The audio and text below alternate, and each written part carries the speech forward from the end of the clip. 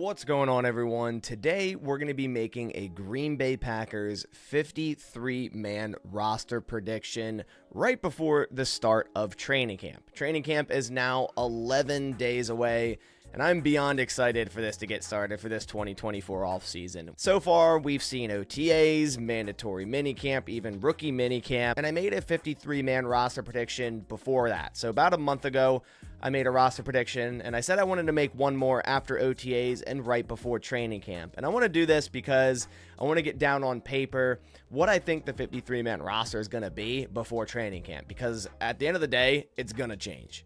This is definitely going to change throughout training camp, through the camp battles at certain positions, and even dark horse players making the 53-man roster. So in today's video, we're going to go over my 53-man roster prediction for the Green Bay Packers right before training camp. Quickly, before we dive in, I want to give a massive shout out to today's video sponsor, and that is, of course, Sleeper. Sleeper is offering a first-time deposit match to new users up to $100 with my custom code BAS. BAS. The link is down in the description, meaning if you were to deposit $50 with code BAS, you then have $100 in your account. I will also be personally paying for your first $10 deposited. So if you deposit $10 with code BAS, send me a screenshot on Twitter. I'm going to put my Twitter link down in the description below. I will personally Venmo you that first $10, which then will get matched by Sleeper. So you could have $20 in your account absolutely free. And on Sleeper, you can play daily fantasy where you pick higher or lower on a specific stat on a player over multitude of different sports. So you can choose between 2 to 8 players to make your picks, which then can earn you up to 100x payouts. And guys, remember to always gamble responsibly. So head over to Sleeper, use my custom sign-up code BAS, BAS. Not only will you be supporting the channel, but you will get a first-time deposit match up to $100. Again, that's code BAS, BAS at Sleeper. All right, so now let's dive right into my 53-man roster prediction for the Green Bay Packers. And when I adjusted this, so I took my old roster prediction from June and I started to adjust it, there definitely are some changes because after OTAs, after minicamp, we saw some things start to take shape, and I adjusted this 53-man roster in accordance to that, and also just kind of want to give my prediction as well. So I'm taking into effect what we've already seen this offseason, but I'm also trying to kind of predict, like after training camp, what the roster is going to look like. So without further ado, let's dive right in. Let's start at quarterback. And there's a change here. So my last roster prediction, I had all 3 quarterbacks making the 53-man roster of obviously Jordan Love, Sean Clifford, and Michael Pratt. I switched this up. I think Michael Pratt is going to end up being a practice squad quarterback. And you might be thinking, how did you make this change after Michael Pratt has been way better than Sean Clifford over OTAs? And I understand what you're saying, but again, I'm trying to predict this throughout training camp. And I just believe they have more invested into Sean Clifford. You know, they just spent a 7th round pick on Michael Pratt. And that's not saying he couldn't be, you know, a great backup quarterback, but I think he's going to be a lot easier to put on the practice squad. Like the Packers can cut Michael Pratt, and I doubt another team claims him. Unless he goes nuclear in training camp and preseason. And in that sense, they'll just keep him and maybe try to practice squad Sean Clifford or keep 3 quarterbacks. But I think this is the most likely option. 2 quarterbacks on the Packers 53-man roster. I feel like this has kind of been the way they've done it over the past years. It's unlikely the Packers waste a roster spot on a 3rd quarterback, and I hate to use the term waste, but that can then be another player that can contribute heavily on special teams, which the Packers obviously love. So I'm only doing 2 quarterbacks here. And Sean Clifford already has a year in the system. He's already been a backup behind Jordan Love. They have a lot invested into him in terms of a draft pick, you know, a higher draft pick, that 5th round pick on him rather than Michael Pratt's 7th round. And again, I think Michael Pratt has a better chance at making the practice squad, which I do have him making. If they're in orange, that basically is that they're making the practice squad. And if they're in red, that means that they're just cut off the roster entirely, which moves me to my next position that remains exactly the same.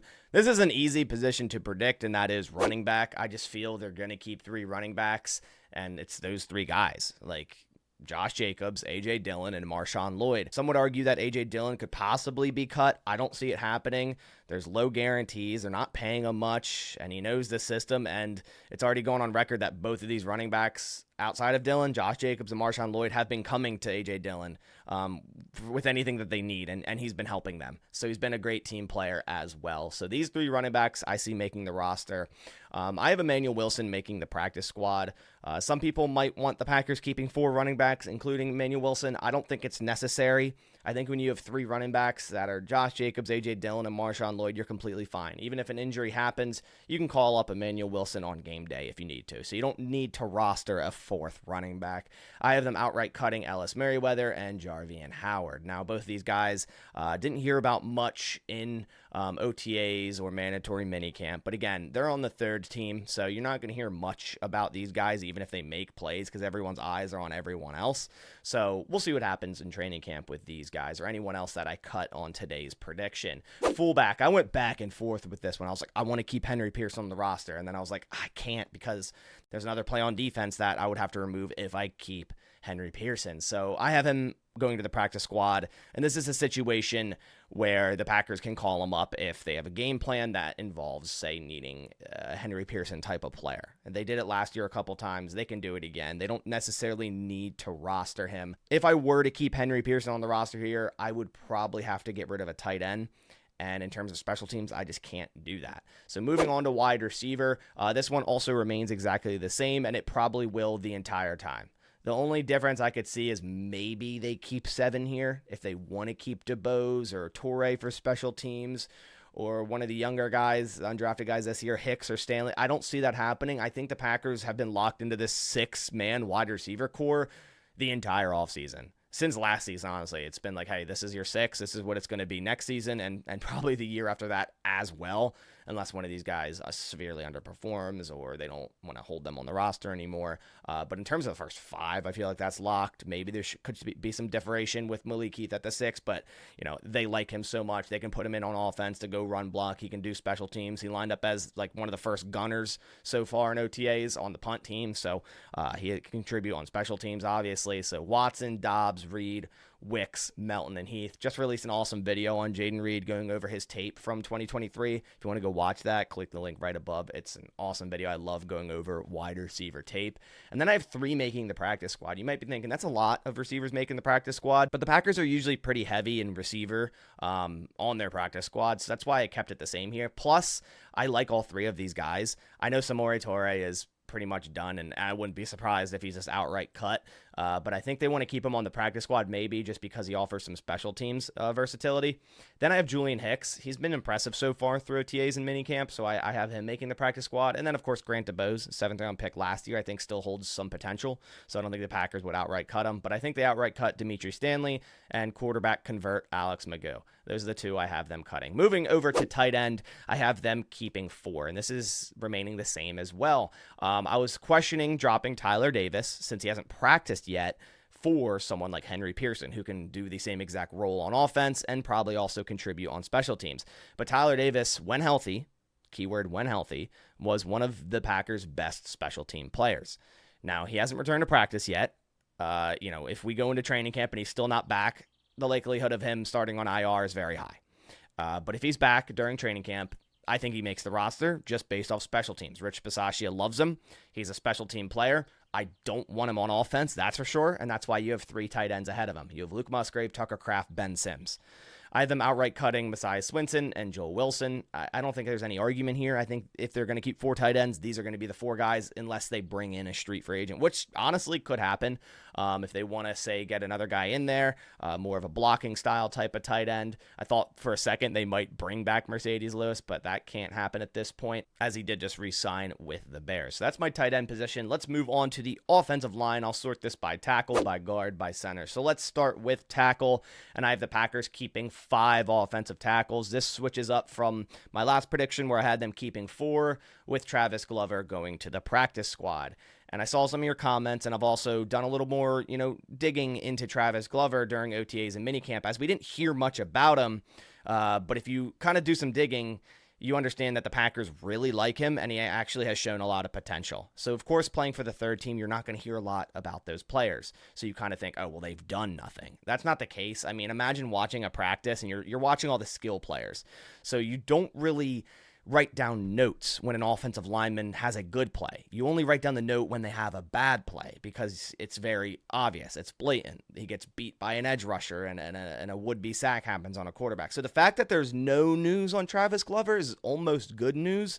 It's like a cornerback not having a single stat in a game. It's almost kind of good news. So the Packers spent a 6th-round pick on him. He has a ton of potential, in my opinion, and I've been kind of hard on him in terms of my roster predictions, and I think the Packers do keep him on the 53. They love to hold 10 offensive linemen, and that's exactly what I'm going to do here. A little bit of a spoiler there, but 5 offensive tackles with Zach Tom, if you want to consider him a tackle, Rasheed Walker, Jordan Morgan, Andre Dillard, and Travis Glover.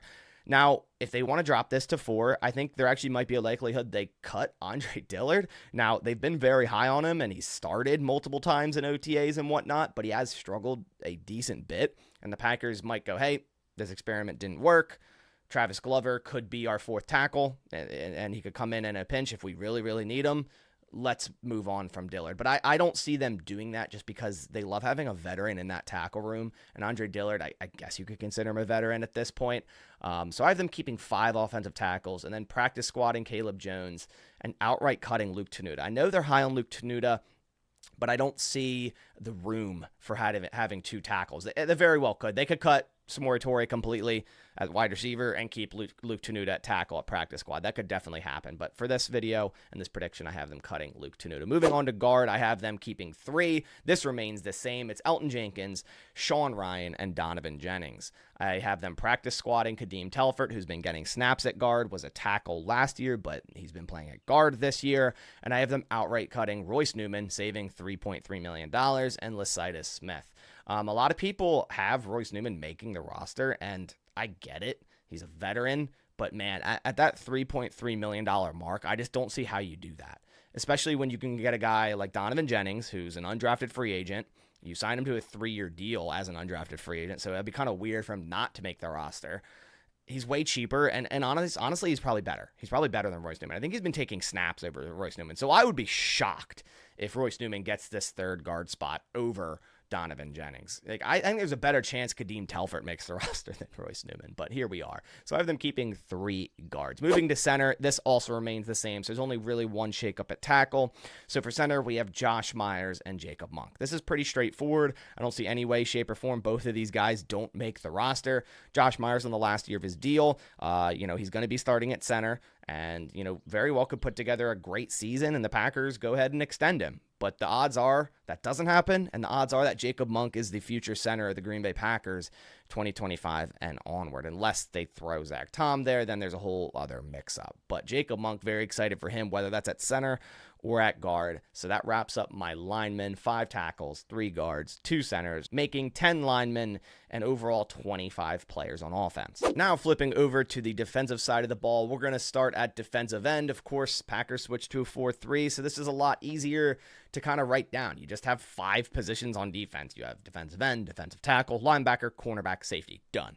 It's not like 3-4 where you got to have, linebackers, but also outside linebackers, but should be considered edge, and then defensive tackles, and it's a mix-up. Whereas 4-3, I feel like it's just so much easier to kind of show the roster. So for defensive end, I have them keeping 5. This is a switch up. I had 4 in my previous prediction, but Brenton Cox Jr. I just couldn't keep off the roster. Matt LaFleur has talked about him in press conferences. They kept him as an undrafted free agent last year, and they made a point to that. So it would be kind of interesting to see them cut him. I think they really like his potential, and I think they got to keep 5 edges here. Plus, the Packers love rotating edges, and having the depth here is definitely needed week in, week out. So Rashawn Gary, Preston Smith, Lucas Van Ness, JJ Enagbari, all these guys are locks. These 4 guys are locks. It's a matter of if they keep 5, and if they do, it's probably going to be Brenton Cox. I could see it maybe like a sleeper, Keyshawn Banks, Kenneth Odomegwu, but I don't see them keeping either of those guys over Brenton Cox, so I have them practice squatting Keyshawn Banks and Kenneth Odomegwu.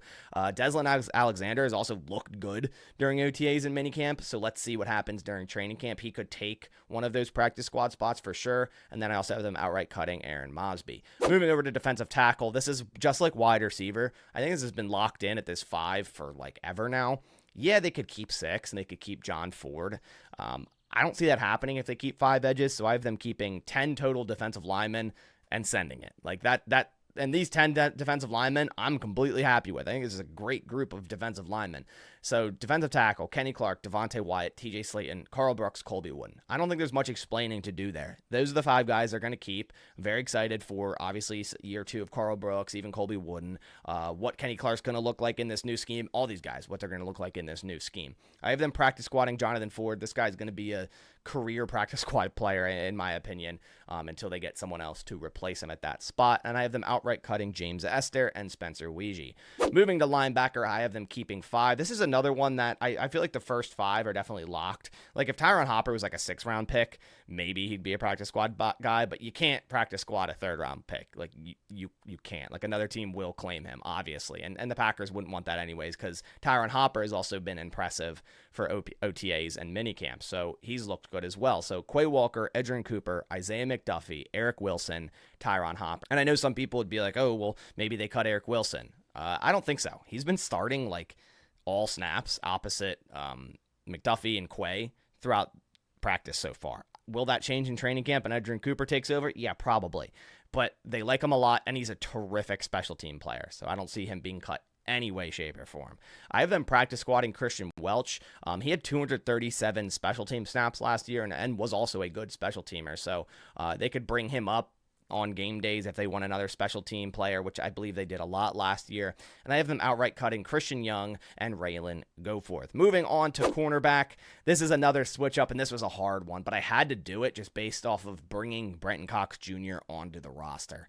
And that's keeping 5 instead of keeping 6 and removing Kalen King off the roster. Now, this could completely change. Kalen King could have a training camp like Carrington Valentine did last year where you go, yeah, this guy's got to be on the roster. This can definitely happen. But I haven't seen enough so far to use a roster spot on him, and I think Brenton Cox Jr. is a better value there, especially for special teams. So Jair Alexander, Eric Stokes, Carrington Valentine, Keyshawn Nixon, Corey Ballantyne, and practice squatting Kalen King. 7th-round pick. You could most definitely get him on your practice squad after you release him. I don't think a team would claim a 7th-round cornerback. There's just so many players that are cut. When you're a fan, you see these players on the back end of the roster, and you're going, oh, if we cut them, a team's definitely going to claim them because look at this guy's potential. There's so many players cut, much better players than, say, Kalen King that are going to be cut. So other teams are going to claim those guys first. Like, it's simply not going to happen. It's rare that a player that you cut to try to get on your practice squad is claimed. And I have them outright cutting Robert Rochelle, who could be also in the practice squad. I had to remove him just due to keeping 3 receivers. Maybe switch that up, keep 2 corners, 2 receivers for special teams ability. Robert Rochelle, I have them outright cutting Jamon Green and also Zion Gilbert. Moving to safety, this one's difficult as well. The first 5, in my opinion, are locks. Maybe Katana Oladapo starts on IR just based on his toe injury if he doesn't come back during training camp, and then they keep Zane Anderson. But outside of that, these guys are locks. Xavier McKinney, Javon Bullard, Anthony Johnson Jr. Maybe Anthony Johnson Jr. is not a lock. Maybe, but he's been starting so far opposite McKinney, so I doubt this guy's cut, and he shows potential. They drafted him last year. Evan Williams and Katana Oladapo. I have them practice squatting Zane Anderson and Benny Sapp. Zane Anderson, obviously a special teamer, had 3 interceptions on Clifford that one practice during minicamp, and Benny Sapp also shows some potential at safety. I have them outright cutting Tyler Coyle. Then going into special teams, the only change is that Jack Podlesny was cut in favor of James Turner. So I have them practice squatting James Turner over Greg Joseph. This could be flopped, but at the end of the day, their kicker is going to be Anders Carlson. Like, it definitely is. I know a lot of people don't like to hear that, but it's going to be. He shows potential, and I think he can be a good kicker in this league. He wasn't great last year, sure, but the whole process wasn't great. The snap, the hold, actually, Daniel Willen did an excellent job at. The snap was not great, like, pretty much ever. So I think Anders Carlson can be a good kicker. I think the Packers still believe in him. He's still my kicker number 1 on this roster. Let's see what happens during training camp, but he's looked great so far in OTAs. I think it's been a great OTA or early offseason for Anders Carlson. So I have them practice squatting James Turner and outright cutting Greg Joseph. This could be flip-flopped. Keeping a kicker on practice squad is a good idea, just in case you need to call one up on game day if there's an issue with Anders, he's sick, or something of that sort. Punter, Daniel Whelan, there's no other option, and he's been great. Don't really have to explain that too much. And long snapper, Peter Bowden over Matt Orzech. Undrafted free agent out of Wisconsin. You guys know I'm not a fan of Matt Orzech and the job he did last year. This has been an ongoing theme, it feels like, for the last decade since Brett Good, really. the Packers cannot seem to find a quality long snapper. So Matt Orzech isn't that, in my opinion. So cut ties with him. Peter Bowden, undrafted free agent at Wisconsin, could end up being a long-tenured, great long snapper, a guy that's on the team for like 15 years. It could be. So let's give him that shot. I think he can prove himself throughout training camp, and he will become the long snapper. So that does it for my Green Bay Packers 53-man roster prediction right before the start of training camp. Let me know down in the comments below. Are there positions you disagree with? Are there players you agree or disagree with? Do you have a certain player making the roster that I don't, or vice versa? Let me know down in the comments below. Definitely go down and click the subscribe button if you're a new viewer to the channel. Like I said, with training camp right around the corner, there's going to be a ton of content on this channel. At least 2 videos a day going over what happened in the training camp as well as training camp highlights. You guys won't want to miss it. Definitely go down, click subscribe, turn on notifications so those videos pop right up right as training camp practices are over. I appreciate you guys coming by to the video. I'll catch you on the next one, and as always, go Pack Go.